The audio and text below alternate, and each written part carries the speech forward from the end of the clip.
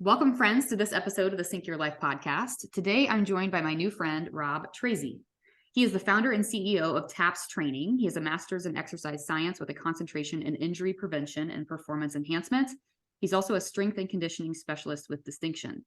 I'm going to let him introduce himself here shortly, but I'm excited for this interview. We were able to connect a little bit in advance. We definitely can bond over some fitness and coaching principles. I can't wait for him to talk to you about different things that he utilizes with his clients and in his own personal life to really help maximize his performance.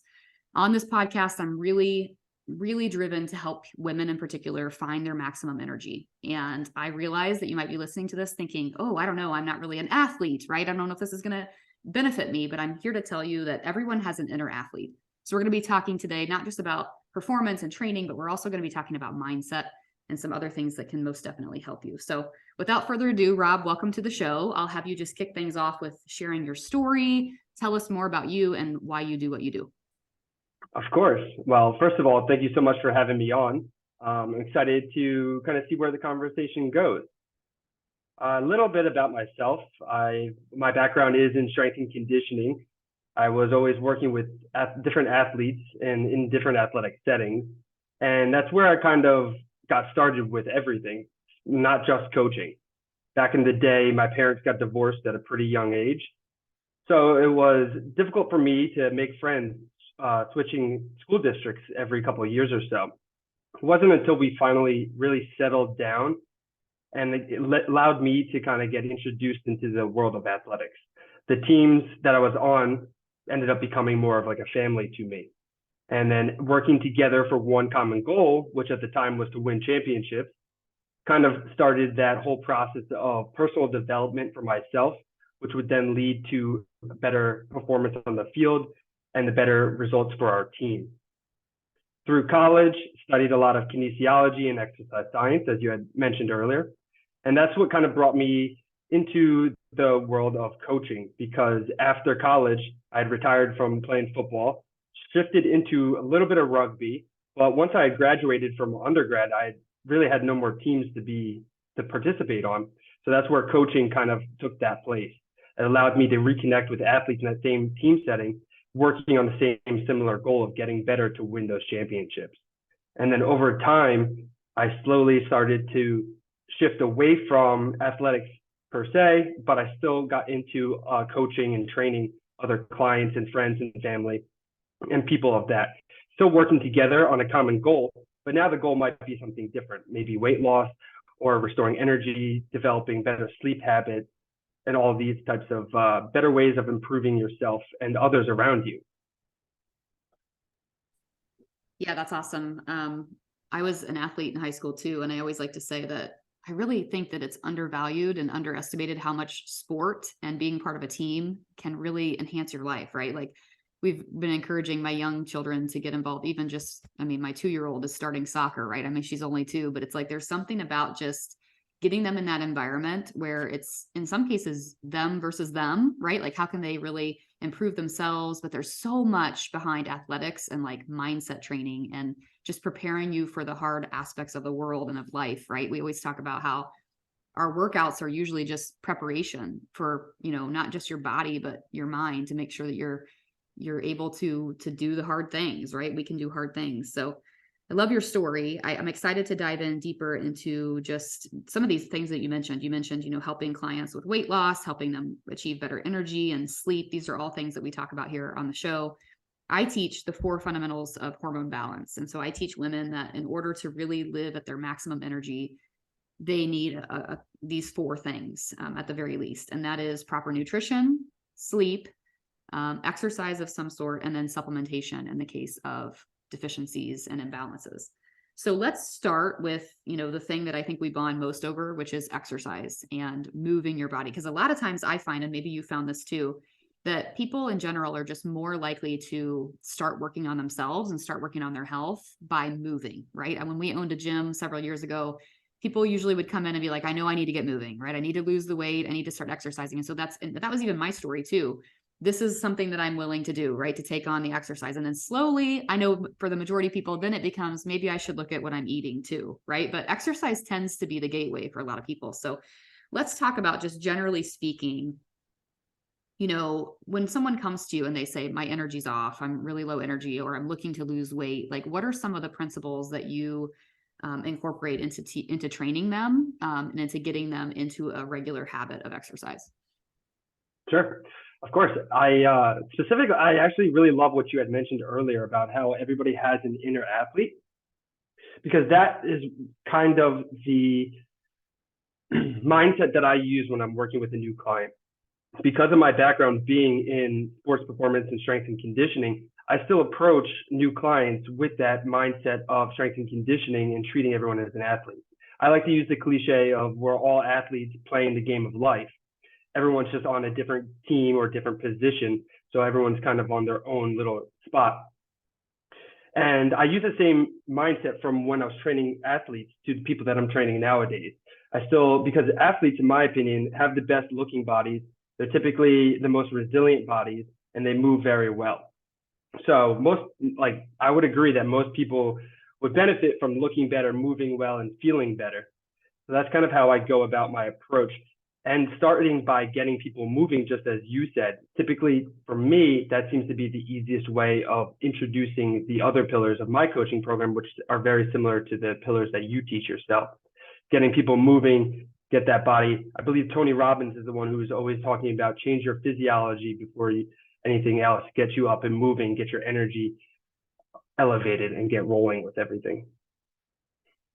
Yeah, I was just listening to Dr. Mark Hyman talk about this, and it's interesting because I have aging parents, right? They're in their mid 70s, and we're starting to see where like some of their friends are going into like long-term care facilities, or they're going into these, assisted living situations, because put simply, they're just unable to get up and down. Like they're unable to continue moving. And so a lot of times it's funny because people will say to me, like, how do you stay so motivated, to exercise? They see my stories and they see me working out and things like that. And I'm like, well, how can I not be?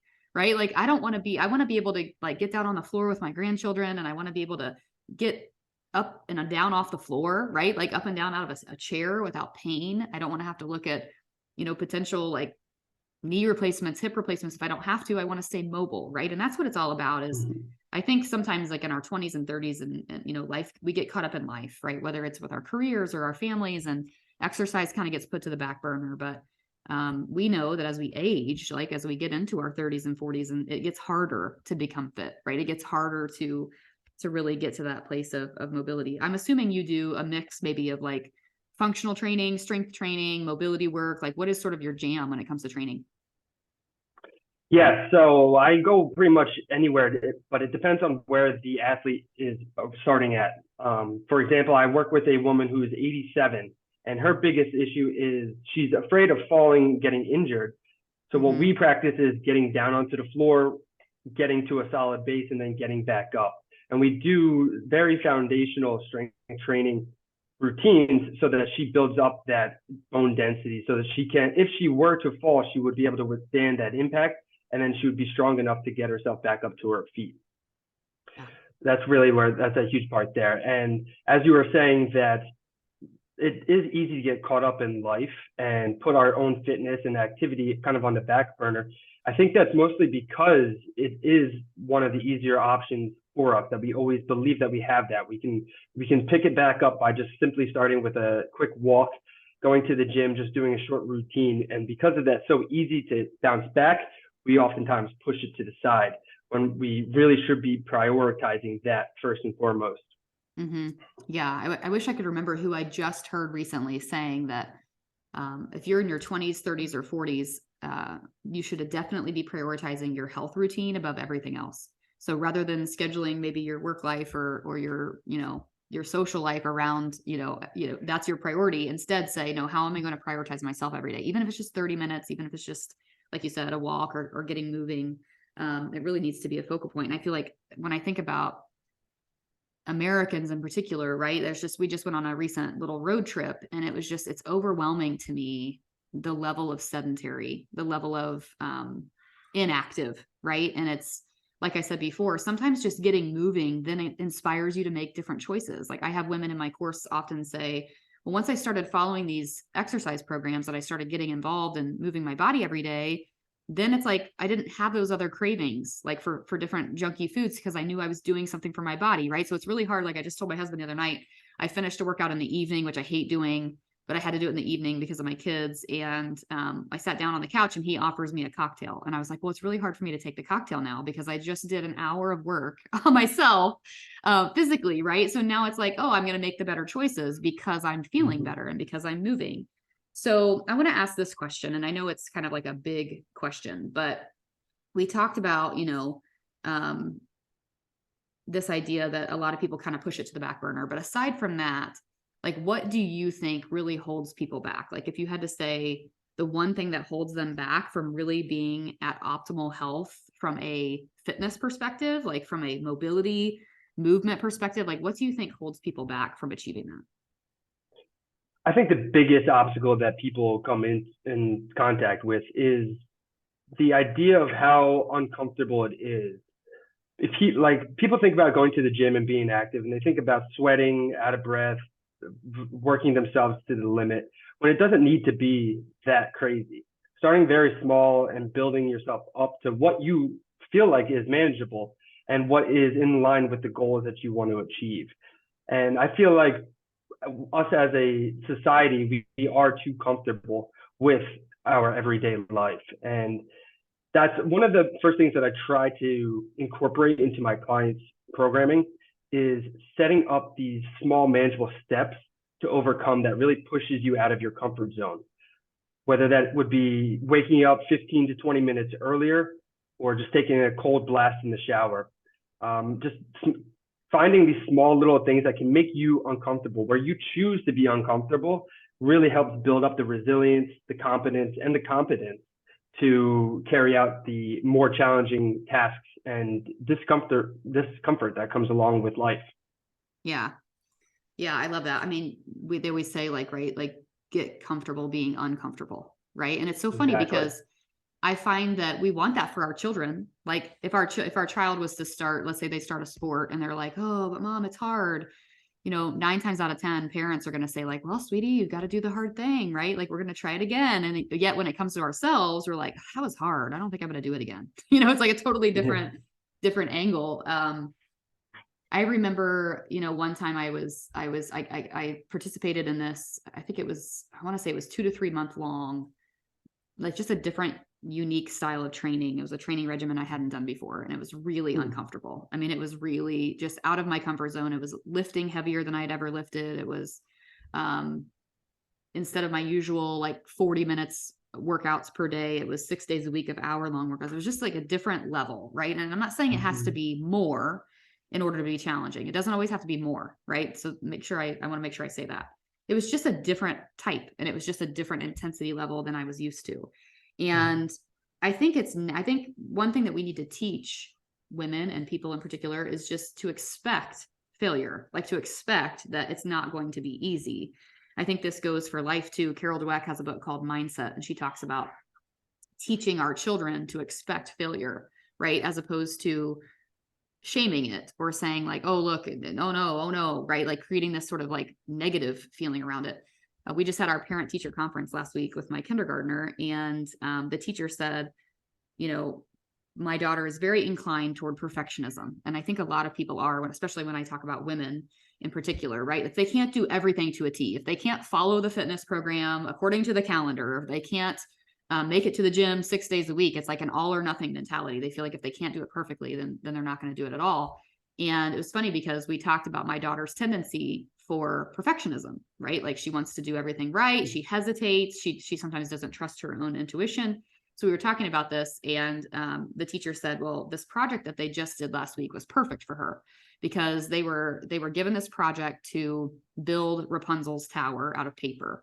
And the teacher said the purpose of this assignment was for them to fail. Like it was essentially a project that was given to them, knowing that no one was going to be able to create a tower out of these products. And they were like, it was perfect for your daughter because she just kept trying and she just kept trying and she just kept trying. But we were able to tell her over and over and over again, this is the point. This is the point. This is the point, right? Like the purpose of this is not necessarily to build the highest tower or the tallest or the best tower. It's to show you that you can keep trying and that it's not always going to work out, right? So anyways, coming back to this idea that I think sometimes we are conditioned to, and I see this often with women, this perfectionism idea, or this idea that I'm not a fitness person, right? I hear that a lot. Well, I could never do what you do. I'm not a fitness person, right? Or I was never an athlete. And the cool thing is that when you do work with a client who does start to do the stuff, and they, maybe they've never played sports in their life, or they've never really been an active person, and then they start doing it, I love witnessing that journey, because a lot of times they're like, I didn't realize I had this in me. I didn't realize I was this strong, right? And so there's such power in this, and I hope if you're listening to this, I talk a lot about like tapping into your hormonal energy and how you can leverage that with your training. But in the end, like the key and the idea is movement, right? Because if you're constantly challenging yourself and you're willing to do the uncomfortable thing, uncomfortable doesn't mean pain, by the way, right? Uncomfortable just means uncomfortable.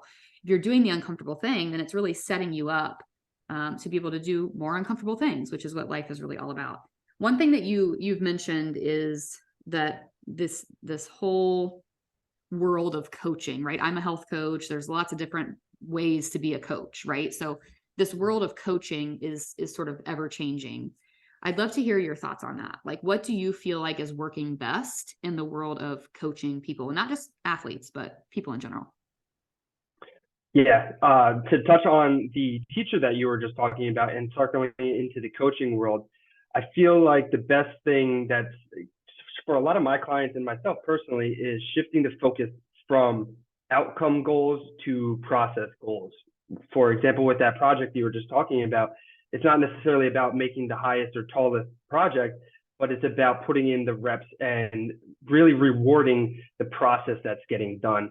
I don't remember who I was listening to recently, but they were saying how when you shift the praise, you do want to praise your children for doing so well in school and getting good grades, but it can be more beneficial if you praise them for putting in the time to study and making the effort to build those blocks, to lay those foundation and frameworks for all of those things. Because what gets rewarded gets repeated. So if you only reward for the high grades, the top test scores, or the best projects, as soon as somebody or a child or anybody, even any client or anyone who doesn't feel like it's daunting to achieve that, then they might just be quick to giving up, as opposed to really rewarding the process and putting in the reps and showing up day after day on a consistent basis.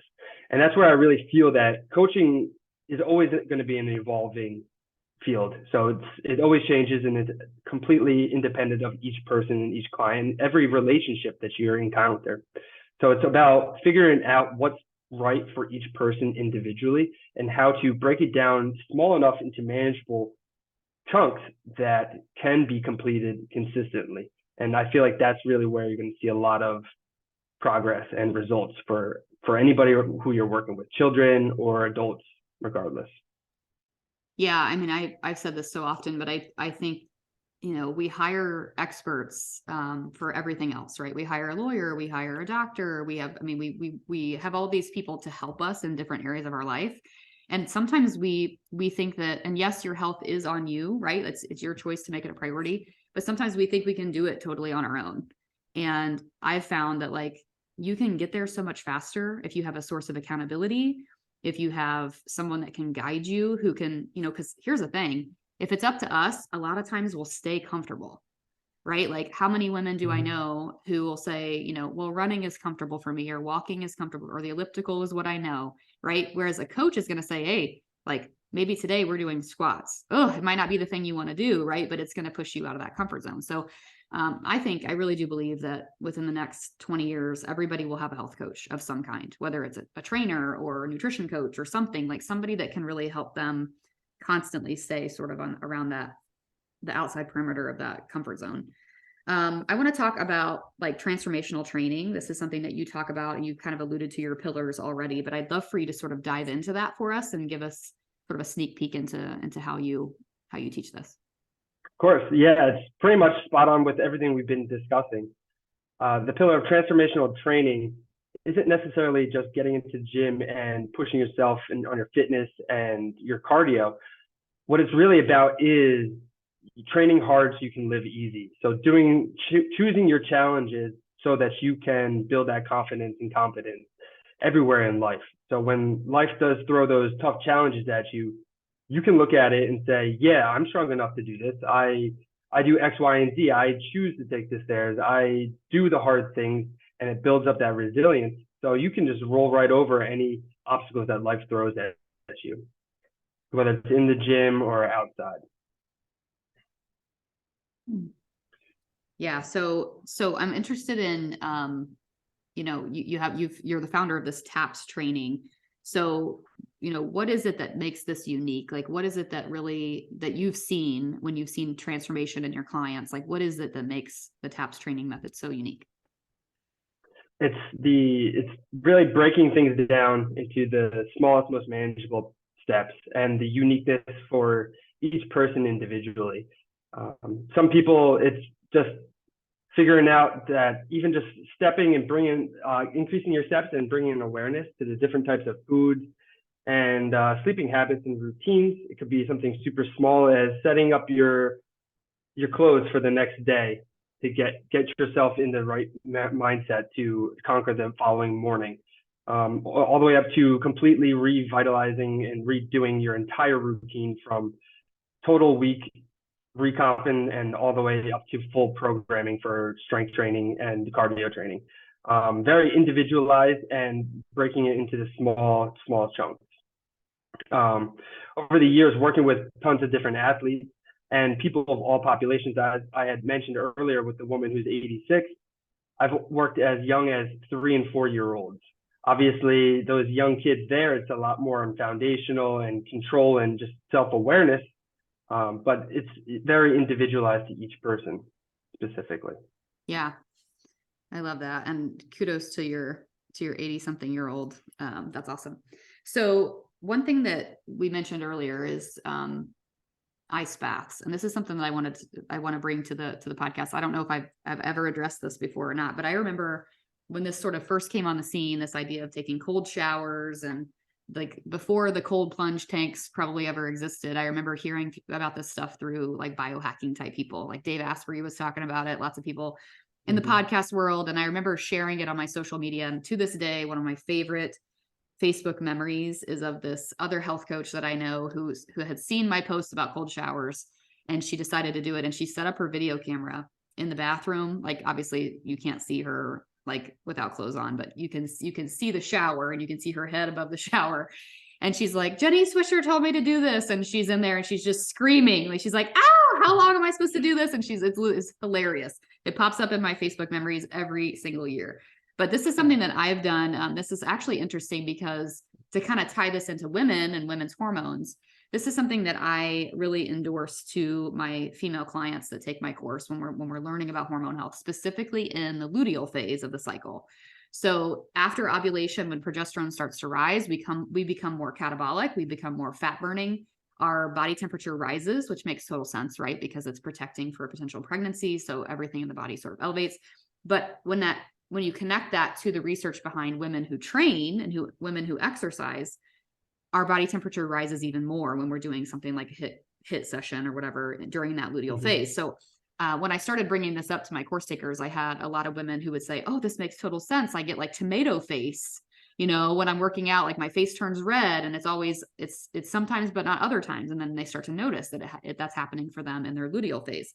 So we talk about things like cold towels around the neck to keep their body temperature sort of level during the workout, using things like cold showers or plunges, after the workout. So I'd love for you to tell us like what you do specifically for yourself or what you also teach people to do. But I want to talk about ice baths. This is something we haven't talked about before on the show.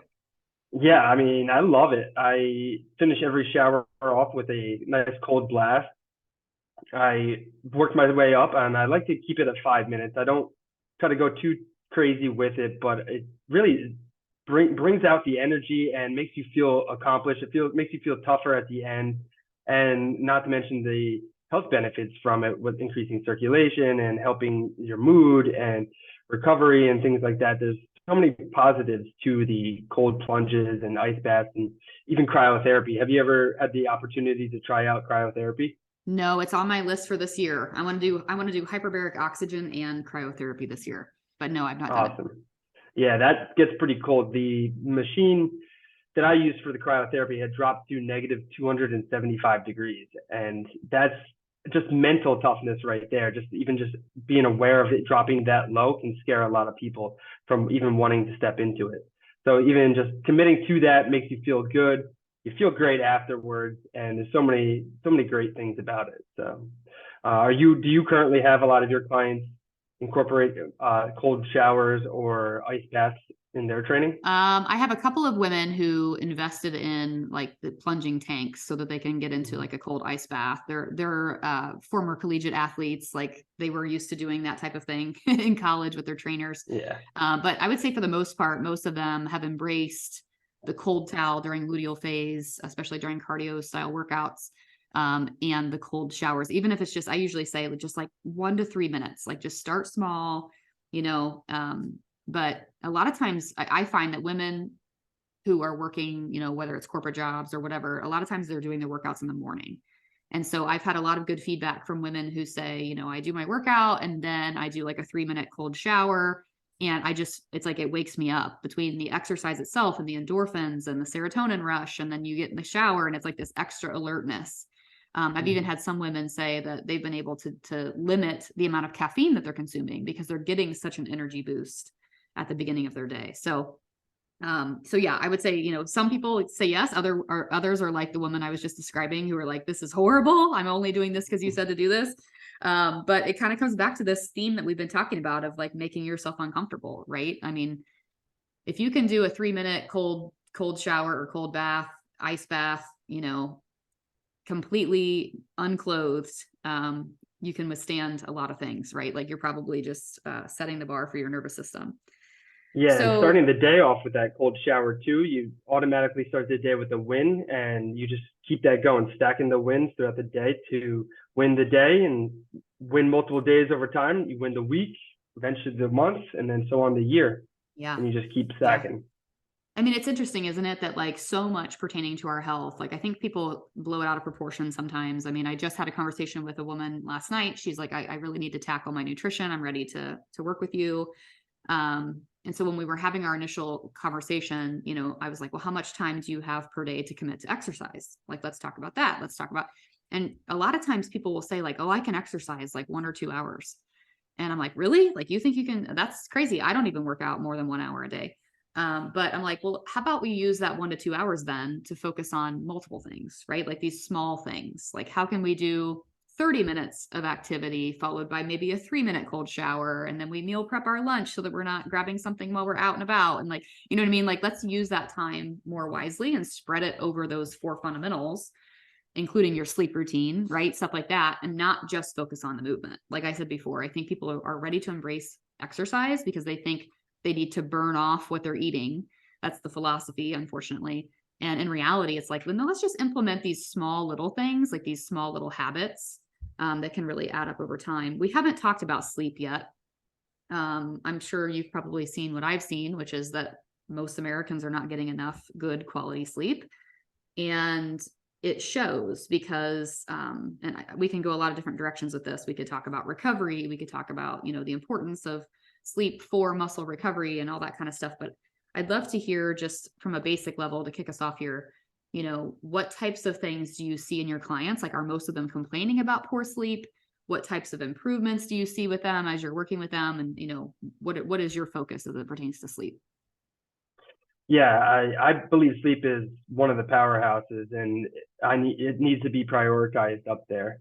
I'm getting better sleep, getting quality and more sleep too is going to directly impact every other aspect of your life, your mood, your cravings for food, your appetite, your performance in the gym, your performance at work, your creativity, your focus, pretty much everything.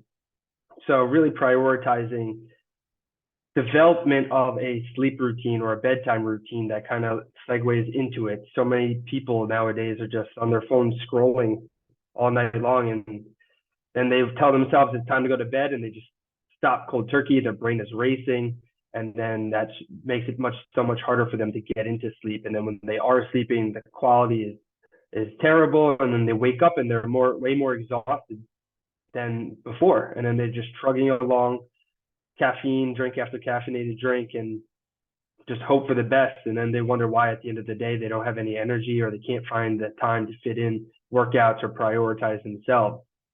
So I really feel like squaring up your sleep and building around your sleep schedule can really help improve a lot of people's lives.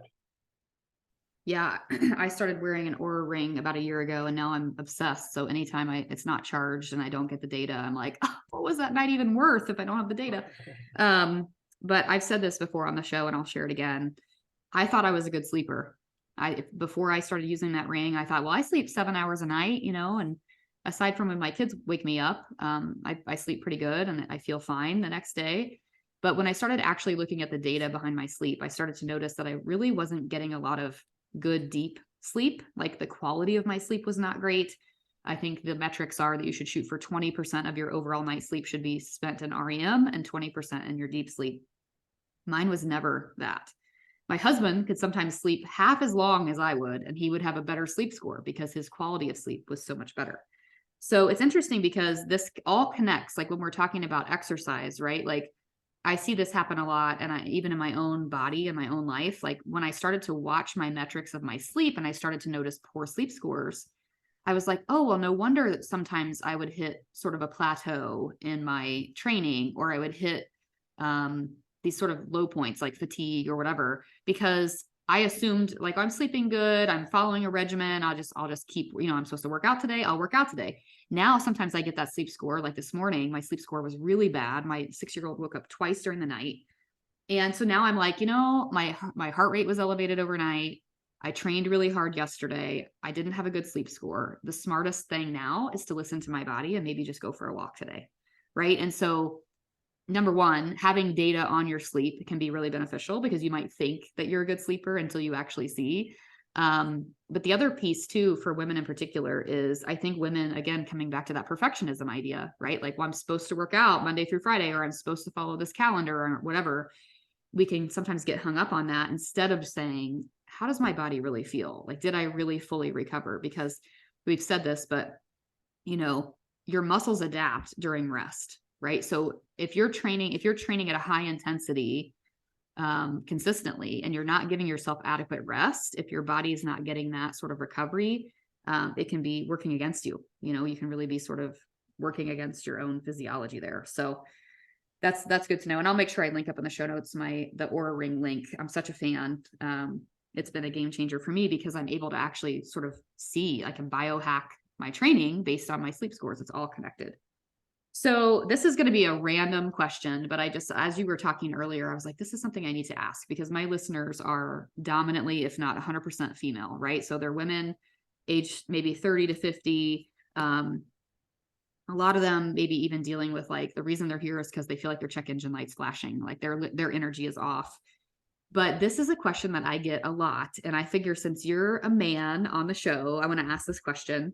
And that is like, how can women inspire their spouses or significant others, if they're male, to get moving? Because I don't know about you, but like when we had the gym, it's like 90% female, right? Like females tend to be more inclined to exercise and prioritize health than men.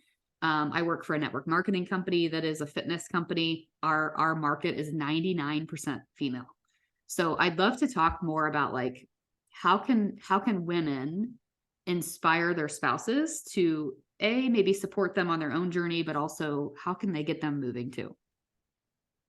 Yeah, that's a great question. I believe the best way to get that going is possibly coming up with creating ideas and adventures that they can do together as a couple.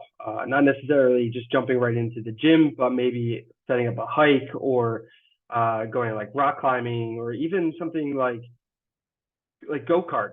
That's going to require a lot of core and some stability and things like that. And bringing people through and doing active events and activities kind of gets you going and reinforcing that lead by example pretty much. So making sure that you're always putting yourself first, your health first, and making good choices for yourself and for your kids. And hopefully your husband or significant other will also kind of catch on with that. I know I know for a fact that there's a lot of people out there who's always looking for the opportunity to kind of get started and get rolling, but it's not always, sometimes it takes a little bit of a push from somebody else. So it's going to be completely dependent on each person and their relationship individually, but don't be afraid to just kind of throw it out there and start the conversation of being a little more active and getting things rolling. Yeah, that's I love that answer.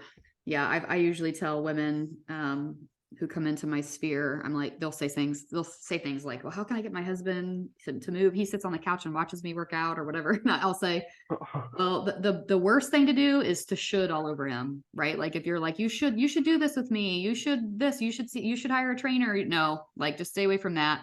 Instead, you just do you. You do it. If he makes comments or remarks, like he makes jokes, you keep doing it, right? You keep doing it. You keep being consistent. I love your suggestion of like planning adventures that require activity, right? And I also think reminding why. Oh, go ahead. Yeah, no, go ahead. I was going to say, and reminding and making it more apparent on the reason why you're doing this. I'm bettering myself because I want to be stronger for the kids, so I can be there and helping them out. So you're not necessarily telling them what they should be doing, but you're sharing the bigger vision of why you're looking to better yourself and your family and everybody else. So then they know that it's not, oh, I have to do that. This is really what I want to be doing deep down. Yeah, absolutely. I mean, that's what I was going to say was just communication, right? Like honest communication about, and I find too that it's not just the aesthetics, right? Sometimes I've seen this happen too, where woman wants to start getting more fit, husband starts to become a little more insecure. Like, well, why is she wanting to be more fit? Like, I find her attractive as she is, or whatever the case is. And to me, I'm always like, maybe you are, like, maybe that is part of your motivation, but like for the most part, we should be motivated by like intrinsic factors. We should be motivated by better health, by being able to keep up with our kids and for our energy. And so if you're communicating that and you're saying, like, I'm doing this not just for me, but I want to be better for the family and I want to be able to, I want to XYZ, that's just that transparency and that ability to communicate that, as opposed to just you doing your thing and then never really communicating to him why you're doing it, right? That sort of is like this untold story that then becomes twisted. So yeah, I love all that. I had to ask because I was like, I rarely have men on the show talking about like fitness and things, and I just thought this is something that I see and I wanted to ask. So as we wrap things up, before we direct people to finding you, I want to talk about this idea of, I think you said in the beginning, you're really driven toward helping people understand that we aren't always looking at outcomes, we're looking for progress. And I would love to hear your benchmarks for progress. Like, how do you measure progress for your clients? What does that look like? It's going to depend on the specific task that they're looking to improve on. For example, for myself, I'm looking to get better with my Spanish speaking. So instead of just going out and doing as much Spanish as I can, I'm using this Duolingo app and tracking my streak to make sure that I'm doing it as consistently as possible. Consistency is king. So no matter what you're doing, as long as you're constantly progressing forward, you're going to see the results that you want to. So whether it's eating better, can we move it a little bit better, and keeping track. So what gets measured gets managed. So if someone has terrible eating habits and they don't know where to start or where to begin, the best thing to do, I would say, is to take a snapshot of where you're at currently and pick one thing to do and see if we can do that consistently for a week. So that might just be focusing on drinking water, having a little bit more water each day. And you can explain to them that having more water can kind of help keep you full, help curb your appetite so you're not craving as many snacks and things like that, and really surround the small action items to carry out each day and make that into the bigger picture and show how that leads down the road. With weight training, it's not necessarily more weight, more reps. It's about control. How are you feeling when you do these exercises? Do you feel more confident and strong when performing these? Don't necessarily taking away from the outcome goal of squatting 100 pounds and making sure that, hey, did we move this? Did we do the movement correctly? Did we do it confidently? Are we progressing in different ways? And just the small manageable pieces that you can kind of look back and reflect on, and then constantly reflecting on it too. So setting the goal and setting benchmarks on when to hit them, and make sure that there's a deadline at the end for where you can really be like, hey, is what I've been doing working? Yes, no, what needs to be changed? What needs to continue happening, kind of thing. Yeah.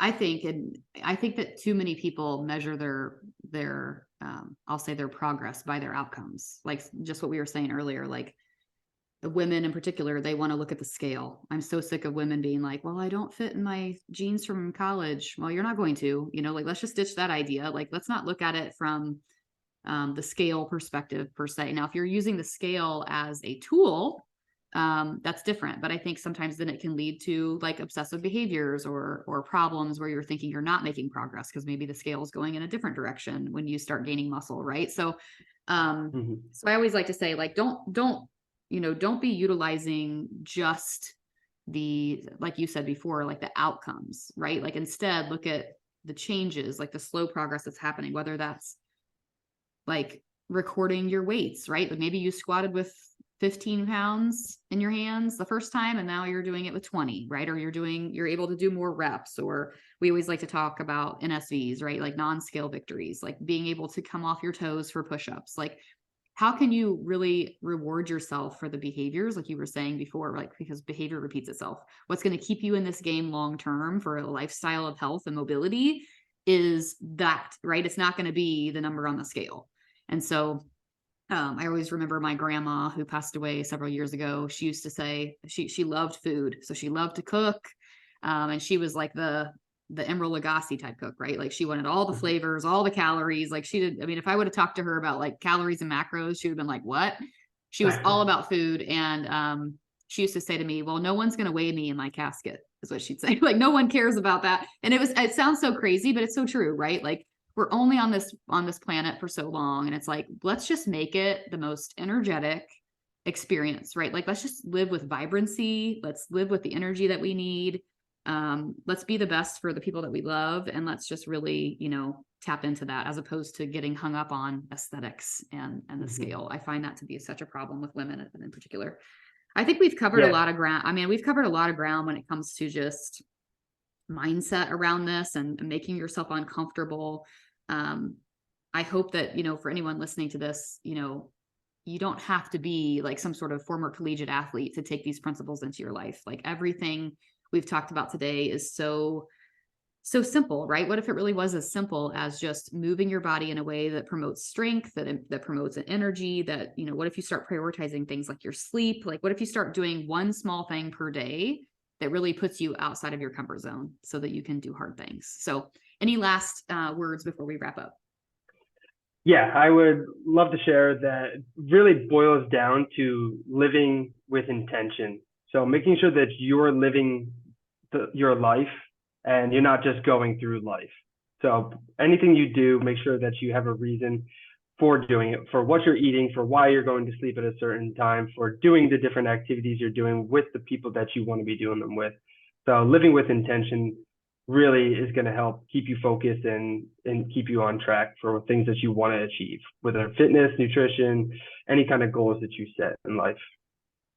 Yeah, that's so true. And it's like, instead of just letting life lead you, like lead your life, you know what I mean? Like just, and that's the cool thing about things like exercise, and it's in your control. So even if it's just you controlling that 1 hour a day, that's for you. It sets you up for that life of intention. I love that. So, okay. Where can people find you? I know you're on Instagram, but please point us to all the places we can find you so that if anybody has any questions or they want to work with you directly, they can find you. Yeah. Instagram is the best place to contact and reach me at it's just my name, Rob Tracz, ROBTRACZ. And then also my website would be another great place to kind of touch base. That would be TAPS-training.com. Got it. Awesome. Okay, perfect. Well, we'll link it up in the show notes so people can just swipe up and have easy access to that. But thank you so much, Rob, for spending some time with us today, for sharing your expertise. I know people are going to take something away from this episode and implement it into their life. But grateful that we crossed paths, and thank you so much for doing this. Thank you so much, Jenny. I appreciate the time. Excellent. Until next time, friends, we'll talk soon.